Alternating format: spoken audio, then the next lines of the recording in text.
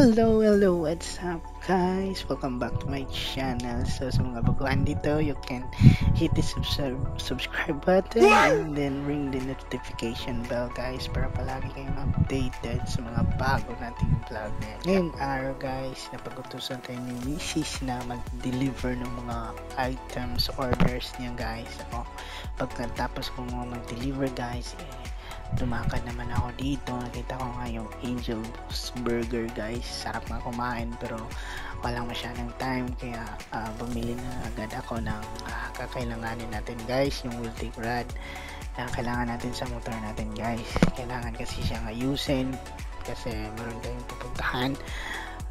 Medyo malayo siya, so kailangan nating ayusin agad.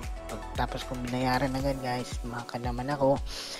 Pumunta ako sa Palawan guys. Chinek ko dun.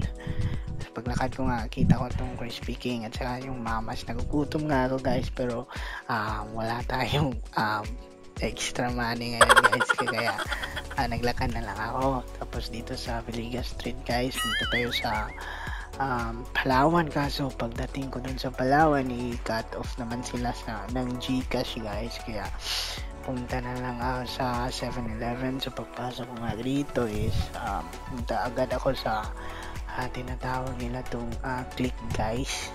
So ayan nga, nagpa-GCash nga ako guys. Kasi ni Mrs. yan, yun yung utos ni Mrs. Kaya ginawa ko nga agad yung receipt.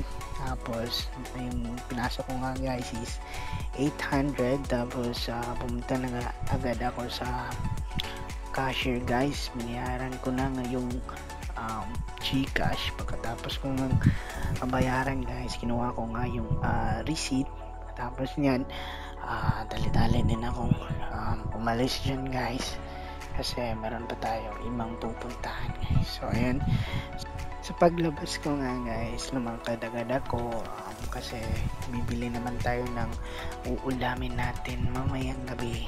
So bibili tayo ng lechon manok guys. Ayan, sa paglakad ko nga, nakapagtanto ko na bibili sana ng tuyo, pero wag na lang muna, ito na lang muna yung uulamin namin ngayon, yung chicken na lechon. Ayan, ang sarap nga tingnan guys. Ayan si kuya, agad siya napasok sa sisiglan din ng ibang customer, kaya ayan, yun nga, kinuha na ni kuya yung lechon, kaya ayan, kinatnan niya.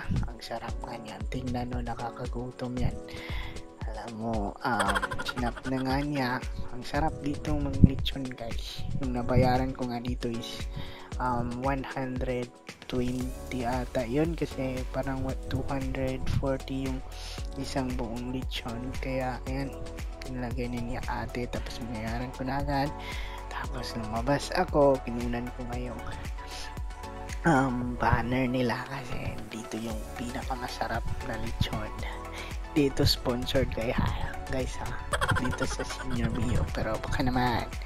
Ayan, lumakad na nga araw guys, ninala ko na yung ulam namin mamayang gabi. Pero kita nyo naman guys, yung tsinelas ko parang pang babae yan guys, wala tayong tsinelas, kaya ayan, lumakad tayo. Kita nga ako itong 40 all items guys, maganda yan. Pero lumakad na nga ako kasi umanap tayo ng mga tsinelas guys. Ito ako sa Pretty J. Ayan, pagpasok ko dyan, meron naman silang mga bagong stock price. Ayan, dami mga stock, meron mga sako pa dyan, carton. Kaya pumili na nga agad ako ng tsinelas dito guys, pero wala akong mapili dyan, kaya pumasok na nga ako dito sa loob. Ayan, meron ako nakita ditong black na tsinelas guys. Ayan, parang maganda naman to, kasukat ko naman. Tapos tinig ko nga yung price, pero wala palang price dyan guys. So sino to mga gumagamit dito guys?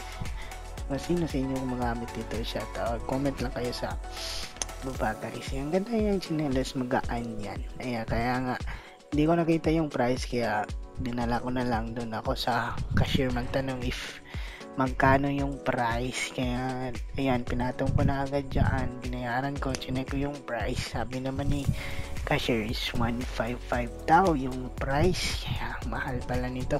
Kaya kumuha na nga ako ng 200, hiningan ako ni cashier ng 5 peso, pero wala akong 5 peso, kaya binigyan ko siya ng 10 peso, kaya may sukli pa ako. Ayan si Kuya, shout out kay Kuya God.